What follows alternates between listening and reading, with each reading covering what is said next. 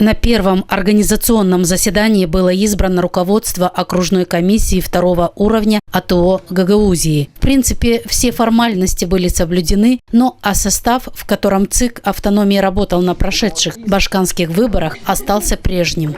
Вчера у нас состоялось заседание Центральной избирательной комиссии Республики Молдова, на котором был утвержден персональный состав окружного избирательного совета второго уровня по Гагаузии.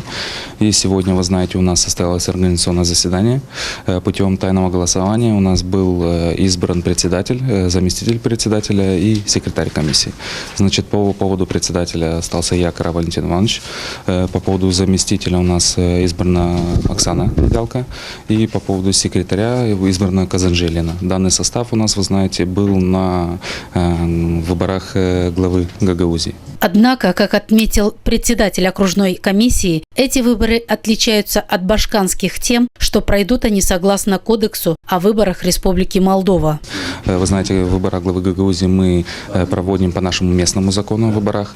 Что касается местных, то по Кодексу Республики, значит, у нас несколько человек сейчас представлены от Народного собрания Гагаузии, несколько человек представлены от, скажем так, резервной кандидатуры лица, которые непосредственно представлены Центральной избирательной комиссии Республики Молдова, и также представлены лица от политических партий.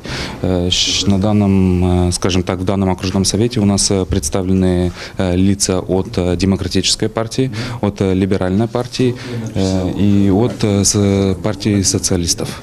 В соответствии Кодекса о выборах Республики Молдова окружной избирательной комиссии АТО Гагаузия предстоит утвердить избирательный округ и окружные советы первого уровня до 2 мая. После данной процедуры кандидатам в примары и в советники, участвующим в выборах в качестве независимых претендентов, будут выдаваться подписные листы, а также будут регистрироваться кандидаты от политических партий для их участия в предстоящих выборах.